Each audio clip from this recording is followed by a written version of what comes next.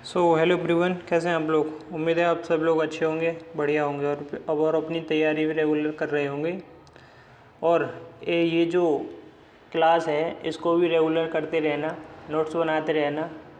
एक दिन धीरे धीरे करके ऐसे हमारी पॉलिटी कंप्लीट हो जाएगी। आज 12वीं क्लास है हमारी। इससे पहले 11 क्लास हो चुकी हैं, प्ले लिस्ट बन चुकी है। नहीं देखी है तो जाके देख लेना। ये प्रस्तावना वाली वीडियो कल आ चुकी है, इसको सब लोग देखेंगे। जो पुराने हैं, जिन्होंने पहले पढ़ लिया वो भी, नहीं पढ़ी है वो भी, ठीक है। इसके नोट्स मैंने टेलीग्राम पे भेज दिए हैं, पीडीएफ इसकी। और पुराने क्यों देखेंगे, क्योंकि इसमें एमसीक्यू क्वेश्चन मैंने पीछे प्रैक्टिस करवाए हैं। तो ज़रूर जाके देख लो तुम्हें कितना आता है कितना नहीं आता है। इस वीडियो में हमने थ्योरी भी कवर की है, प्रैक्टिस भी करी है। प्रैक्टिस में सीजीएल की, दिल्ली पुलिस की और यूपीएसआई के क्वेश्चन रखे हैं, ठीक है। और ऊपर वाली वीडियो की तरह ये भी वीडियो कंप्लीट हो चुकी है, नागरिकता, इसको भी जाके देख लेना। इसमें भी थ्योरी प्रैक्टिस सब सही है।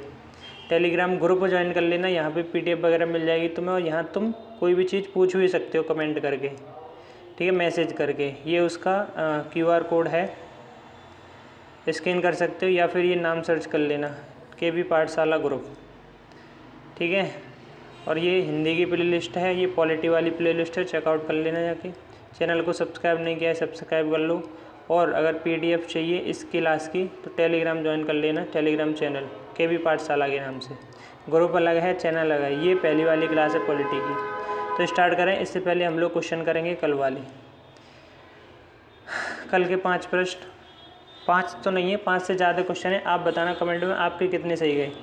प्रश्न कह रहा है, संसद के दोनों सदनों की कार्यवाही का पहला घंटा क्या कहलाता है और ये कितने बजे शुरू होता है। तो पहला घंटा क्या कहलाता है, शून्यकाल या प्रश्नकाल। तो प्रश्नकाल कहते हैं। और 11 से 12 बजे तक ये शुरू होता है, 11 से 12, ठीक है। अगला देखिए, प्रश्नकाल की शुरुआत भारत में कब हुई थी। 1952 में, 1909, 1947 या 1921। तो ऑप्शन नंबर डी ठीक है, 1921 में। तारांकिक प्रश्न, तारांकिक प्रश्न यानी स्टार जो क्वेश्चन होते हैं, इससे संबंधित कौन सा कथन सही है। तारांकिक प्रश्न का उत्तर मौखिक रूप से दिया जाता है। प्रश्न पूरक प्रश्न इसमें पूछे जा सकते हैं। तारांकिक प्रश्न में एक दिन में अधिकतम 20 तारांकिक प्रश्न पूछे जा सकते हैं, या उपरोक्त सभी। तो डी ऑप्शन, इसमें पूरक प्रश्न भी पूछ सकते हैं, मौखिक रूप से उत्तर दिया जाता है। 20 दिन में ज़्यादा से ज़्यादा पूछ सकते हैं, ठीक है। अतारांकिक जो प्रश्न होते हैं उनका उत्तर लिखित रूप में दिया जाता है, मौखिक रूप में नहीं दिया जाता। और इनमें पूरक प्रश्न पूछे जा सकते हैं, नहीं, पूरक प्रश्न नहीं पूछा जा सकता। ये गलत, ये गलत। और उत्तर मिलता है लिखित में, ना कि मौखिक में। तो बी ऑप्शन ठीक है।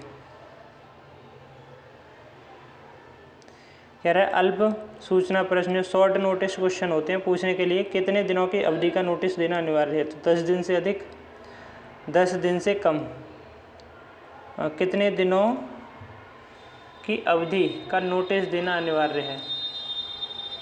तो 10 दिन ही है ना, यानी 10 दिन से ज़्यादा होना चाहिए कम से कम उसको, यानी 10 दिन तो हो ही चुके हों उस सूचना को। ये ऑप्शन ठीक है। अगला देखिए, कह रहा है, ध्यान आकर्षण प्रस्ताव जो है इसका मुख्य उद्देश्य क्या होता है। स्थगन प्रस्ताव को रोकना, सार्वजनिक महत्व के एक जरूरी मामले पर मंत्री का ध्यान आकर्षित करने के लिए। बी ऑप्शन, मंत्री का ध्यान आकर्षित करने के लिए। शून्यकाल की शुरुआत भारत में कब हुई थी। 1962 में हुई थी। कह रहा है, राज्यसभा में शून्यकाल का समय कितना होता है। लोकसभा में तो 11 से 12 होता है, राज्यसभा में 12 से 1 होता है, 12 PM से 1। बी ऑप्शन, ठीक है। अगला प्रश्न, भारत की संसदीय प्रक्रिया में शून्यकाल शब्द का उल्लेख किस में नहीं है। संविधान में नहीं है।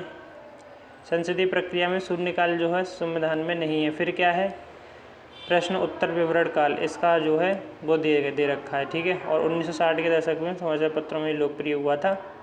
अगला देखो, कह रहा है, ध्यानाकर्षण प्रस्ताव पर चर्चा आमतौर पर कितने दिन तक चलती है। ध्यानाकर्षण पर 1 दिन तक लगभग। अगला देखिए, एक दिन में कितने तारांकिक प्रश्न पूछ सकते हैं। 20, ठीक है। कितने प्रश्न हैं, 2 और हैं, 2 और कर लो। अतारांकिक प्रश्न का उत्तर कौन देता है। अतारांकिक प्रश्न का उत्तर कौन देता है, मंत्री देता है और लिखित रूप में देता है, मौखिक में नहीं देता, लिखित रूप में। और शॉर्ट नोटिस जो प्रश्न होते हैं किस प्रकार से संबंधित मामले होते हैं, जो तत्कालिक मामले, रिसेंट में जो मामले हुए हैं सार्वजनिक महत्व के लिए हैं। C option. आ जाओ आज के लेक्चर पे। आज तुम्हारे ये प्रस्ताव वगैरह खत्म हो जाएंगे, फिर कल से समितियाँ चलेंगी, जैसे प्राक्कलन समिति, लोक लेखा समिति, ये, ठीक है। अब देखो कार्य स्थगन प्रस्ताव, ये प्रस्ताव क्या होता है, जब हमें कार्य रोकना हो तो कार्य स्थगन प्रस्ताव आता है। यानी कि देश में कोई घटना हो जाए, जैसे जब देश या सदन में कोई विशेष घटना हो जाए तब यह प्रस्ताव आता है, और यह कम से कम 50 प्रस्तावकों द्वारा समर्थित होना चाहिए। कौन सा, कार्य स्थगन प्रस्ताव। और यह प्रश्नकाल की समाप्ति के तुरंत बाद होगा। प्रश्नकाल की समाप्ति के तुरंत बाद कार्य स्थगन प्रस्ताव पेश किया जाएगा, अगर है तो, ठीक है। 4 बजे के बाद इस पर विचार विमर्श होगा फिर बाद में, और इसे काम रोको प्रस्ताव भी कहते हैं। इसके कारण सरकार को त्यागपत्र देने की आवश्यकता नहीं है, तो ध्यान रखना, इसे काम रोको प्रस्ताव भी कहते हैं। बात आई समझ में, ये कार्य स्थगन प्रस्ताव होता है। ध्यान आकर्षण प्रस्ताव बता दिया कि किसी भी पॉइंट पर, किसी भी बिंदु पर ध्यान को आकर्षण करने के लिए ध्यान आकर्षण प्रस्ताव लाया जाता है। जब कोई सदस्य किसी मंत्री का ध्यान किसी महत्वपूर्ण विषय पर आकर्षित करता है तो उसे ध्यान आकर्षण प्रस्ताव कहते हैं। इसकी संकल्पना भारत की देन है। ध्यान आकर्षण जो प्रस्ताव है, ध्यान आकर्षण प्रस्ताव, ये किसका है, ये भारत की ही देन है। किसकी देन है, भारत की देन है। और शून्यकाल भी किसकी देन है, शून्यकाल भी भारत की ही देन है। दोनों चीज़ ध्यान रखना, ठीक है। इसे स्थगन प्रस्ताव के क्षेत्र को सीमित किया है। कह रहा है विशेषाधिकार प्रस्ताव। अब विशेषाधिकार प्रस्ताव होगा जब किसी मंत्री ने गलत जानकारी देकर संसद के सदस्य के अधिकारों का हनन किया है, फिर उसके विरुद्ध वह सदस्य विशेषाधिकार प्रस्ताव लाता है। इसका उद्देश्य मंत्री की निंदा करना होता है। देखो विशेषाधिकार प्रस्ताव क्या है, जैसे मान लो मैं मंत्री हूँ संसद में, अब मैंने कोई चीज़ गलत यूज करके किसी दूसरे मंत्री के अधिकार जो हैं उनको हनन किया, उनको छीन लिया मैंने, तब वो जो जिसके अधिकार छीने गए हैं वो लाएगा इसको विशेषाधिकार प्रस्ताव को। ये क्यों लाएगा, ये इसके लिए लाएगा कि साहब ऐसे ऐसे बात है और ये तो कहीं लिखा ही नहीं हुआ और उन्होंने मेरे अधिकार छीने हैं। तो फिर क्यों लाता है, ये इसकी निंदा करने के लिए लाता है, ठीक है, निंदा करने के लिए लाता है। निंदा का मतलब थोड़ी सी बेइज्जती हो इसकी संसद में। निंदा प्रस्ताव, यह प्रस्ताव केवल लोकसभा में पेश होता है, ध्यान रखना। सरकार की नीतियों और कार्यों की आलोचना के लिए विपक्ष द्वारा लाया जाता है ये। अब जैसे मान लो सरकार है, अब मोदी सरकार है, ठीक है, मोदी सरकार काम ठीक से ना करे, ठीक है, गलत काम करे, भ्रष्टाचार ज़्यादा करे, तो जो विपक्ष है कांग्रेस, तो कांग्रेस निंदा प्रस्ताव ला सकती है। और निंदा प्रस्ताव लाएगी तो उसमें क्या करेगी, सरकार की निंदा करेगी, मोदी सरकार की निंदा करेगी कि ये नहीं कर रहे, वो नहीं कर रहे, ये वो ये, तो इसे निंदा प्रस्ताव कहते हैं। कौन लाता है, विपक्ष द्वारा प्रस्तुत होता है, केवल लोकसभा में लाया जाएगा, ठीक है। निंदा प्रस्ताव पारित होने के बाद सरकार को सदन में बहुमत सिद्ध करना होता है। अगर निंदा प्रस्ताव पारित हो जाता है तो फिर सरकार को क्या अपना बहुमत सिद्ध करना होगा सदन में। बहुमत सिद्ध का मतलब है कि सभी लोग सहमत हैं कि सरकार अच्छी चल रही है, तो वो अपना उसको दिखाना होगा, बहुमत सिद्ध करना होगा, ठीक है। कटौती प्रस्ताव, बजट की मांगों में कटौती करने के लिए एक प्रस्ताव लाया जाता है जिसे कटौती प्रस्ताव कहते हैं, और इसका सरकार पर अविश्वास है। लोकसभा में यह पारित होने पर सरकार को त्यागपत्र देना पड़ सकता है। उद्देश्य के आधार पर यह 3 प्रकार का होता है, जैसे नीतिगत कटौती, अर्थगत कटौती और प्रतीक कटौती। तो ध्यान रखना, कटौती प्रस्ताव किसके लिए लाया जाता है, बजट में कटौती करने के लिए। मान लो बजट ज़्यादा बन गया तो बजट में कटौती करने के लिए कटौती प्रस्ताव लाएंगे, और अगर ये पारित हो गया तो सरकार को क्या देना पड़ेगा, त्यागपत्र देना पड़ सकता है। नीतिगत प्रस्ताव, ये 3 टाइप का होता है, नीतिगत, अर्थगत और प्रतीक कटौती। नीतिगत मतलब जो आगे आने वाली नीतियां हैं उनमें अगर कटौती लानी है तो नीतिगत प्रस्ताव, नीतिगत कटौती प्रस्ताव। अर्थगत कटौती मतलब अगर पैसे में कोई छूट चाहिए, मांगी गई राशि में कमी करने के लिए जो प्रस्ताव लाया जाता है तो अर्थगत। और प्रतीकगत कटौती मतलब होता है किसी विशेष विषय के संबंध में कोई विरोध प्रस्तुत किया जाए या फिर उसके संबंध में कोई छूट ली जाए तो वो होता है प्रतीक कटौती प्रस्ताव।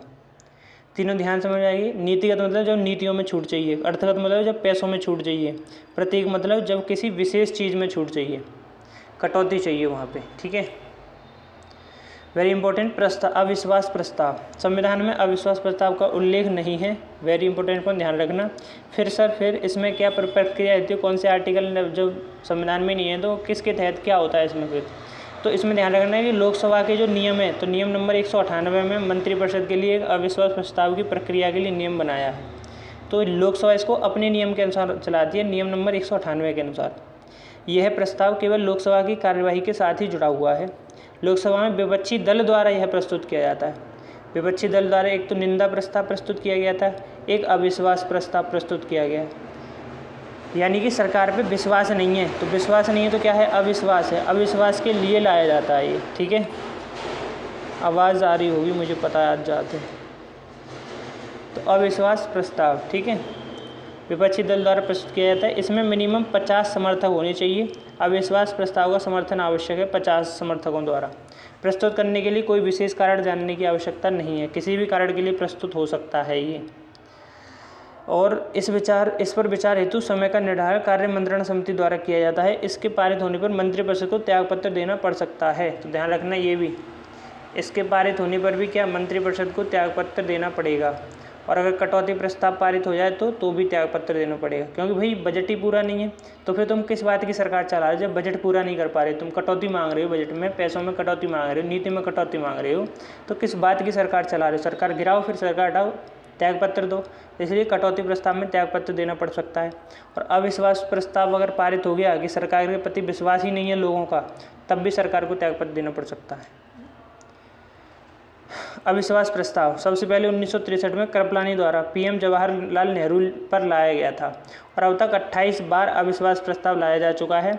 27 बार आया था, वो गिर गया था, यानी कि अमान्य हो गया था 27 बार। तो एक बार 1978 में मोरारजी देसाई में त्यागपत्र दे दिया था, ठीक है, पारित नहीं हो पाया था उस समय, उससे पहले ही इन्होंने त्यागपत्र दे दिया था अविश्वास प्रस्ताव से पहले ही।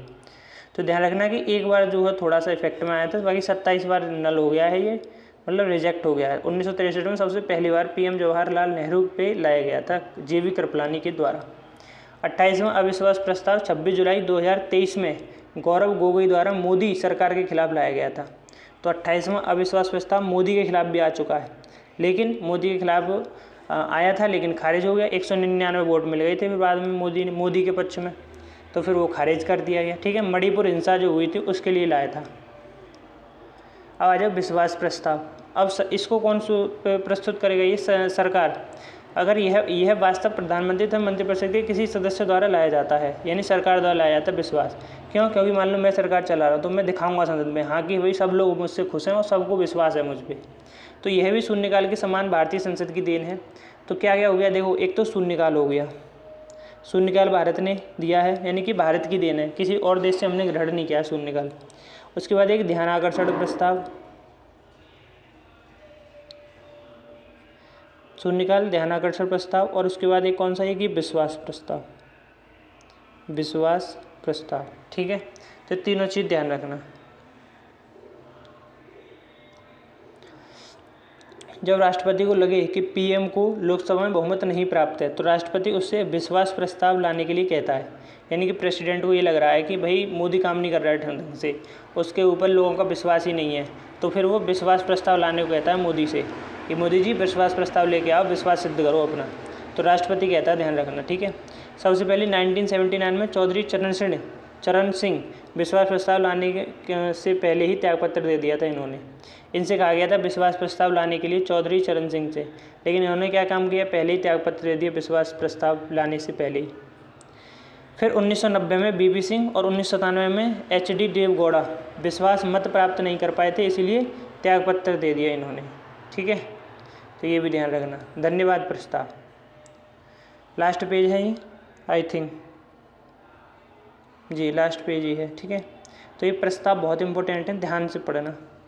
धन्यवाद प्रस्ताव, धन्यवाद प्रस्ताव होता है जब राष्ट्रपति अभिभाषण करता नहीं है अभिभाषण आर्टिकल 87 के तहत, तो संसद लोकसभा द्वारा धन्यवाद प्रस्ताव भेजा जाता है राष्ट्रपति को, तो उसी को धन्यवाद प्रस्ताव कहते हैं। कह रहा है प्रत्येक सत्र या वर्ष के प्रथम सत्र के आरंभ में प्रत्येक आम चुनाव के बाद नई सरकार का गठन होता है, तो राष्ट्रपति दोनों सदनों को एक साथ संबोधित करता है, इसे राष्ट्रपति का अभिभाषण कहते हैं और आर्टिकल 187 में ये दिया गया है। इसके बाद संसद के प्रत्येक सदन द्वारा धन्यवाद प्रस्ताव लाया जाता है, लोकसभा राज्यसभा दोनों धन्यवाद प्रस्ताव लाएंगे, जिसके पारित होने का मतलब होता है कि सरकार की नीतियों को सदन में विश्वास प्राप्त है। यानी कि अगर धन्यवाद मैं दे रहा हूँ इसका मतलब मैं सरकार से खुश हूँ, ठीक है। तो धन्यवाद प्रस्ताव लाना जरूरी है, धन्यवाद प्रस्ताव लाना जरूरी है। लोकसभा इसे अस्वीकृत कर देती है तो सरकार को त्यागपत्र देना पड़ सकता है। अगर धन्यवाद प्रस्ताव लोकसभा में अस्वीकृत हो गया तो सरकार को क्या देना पड़ेगा, त्यागपत्र देना पड़ेगा। तो इतना खतरनाक होता है धन्यवाद प्रस्ताव, हल्के में नहीं लेना, ठीक है। कह रहा है कि इस पर विपक्ष द्वारा संशोधन लाया जा सकता है, यानी कि इस पर विपक्ष क्या कर सकता है, संशोधन ला सकता है। यदि संशोधन लोकसभा में आए तो वह पारित हो जाए तो सरकार को त्यागपत्र देना पड़ेगा। देखो धन्यवाद प्रस्ताव है। अब इसमें संशोधन कौन ला सकता है? विपक्ष। कौन ला सकता है? विपक्ष ला सकता है। अब विपक्ष जब संशोधन लाया और ये संशोधन लोकसभा में पारित भी हो गया तो सरकार को क्या देना पड़ेगा? भाई त्यागपत्र देना पड़ेगा। सर ये बताओ, अगर सरकार को त्यागपत्र देना होगा तो लोकसभा के लोग इसको पारित ही क्यों करेंगे? तो एक बार ध्यान रखो कि लोकसभा में ना कुछ कैबिनेट मंत्री होते हैं और उनका एक हेड होता है, यही लोग पूरी सरकार चलाते हैं। तो पूरे 543 मेंबर सरकार नहीं चलाते हैं, ठीक है। इसमें कुछ विपक्ष के भी होते हैं, कुछ ऐसे लोग होते हैं जो सरकार से नाखुश हैं, तो सब लोग वोटिंग करते हैं तो 50% + 1, अगर इतने वोट मिल जाते हैं सब प्रस्ताव को तो पारित माना जाता है, ठीक है। त्यागपत्र देना पड़ सकता है, लेकिन राज्यसभा में पारित होने पर ज़्यादा प्रभाव नहीं पड़ता। यानी कि अगर लोकसभा में पारित हुआ तो ठीक है, त्यागपत्र देना पड़ेगा, राज्यसभा में ज़्यादा इफेक्ट नहीं पड़ेगा। ऐसा संशोधन इंदिरा गांधी 1980, बीपी मेनन 1989 और अटल बिहारी वाजपेयी 2001 के कार्यकाल में हो चुका है, ये वाला संशोधन। धन्यवाद प्रस्ताव वाला, ठीक है। मूल प्रस्ताव में है कि जो अपने आप में पूर्ण होता है उसको मूल प्रस्ताव कहते हैं। ये निम्नलिखित होते हैं, जैसे धन्यवाद प्रस्ताव अपने आप में पूर्ण है, अविश्वास प्रस्ताव, विशेषाधिकार और लोकसभा अध्यक्ष सभापति को निर्वाचित हटाने का प्रस्ताव। तो ये 4 प्रस्ताव हैं जो अपने आप में मूल प्रस्ताव माने जाते हैं। स्थानापन्न प्रस्ताव, मूल प्रस्ताव के स्थान पर जो प्रस्ताव लाया जाता है उसको स्थानापन्न प्रस्ताव कहते हैं। यानी कि मूल प्रस्ताव हटा दो, इसके स्थान पर जो लाओगे वही स्थानापन्न प्रस्ताव है। तो ये प्रस्ताव वाले सारे हमने कवर कर लिए। एक बार इम्पोर्टेंट बता देता हूँ, तो उनको तुम अच्छे से पढ़ने सारे ही हैं, लेकिन इंपॉर्टेंट वाले ज़्यादा ध्यान से पढ़ने हैं, ठीक है।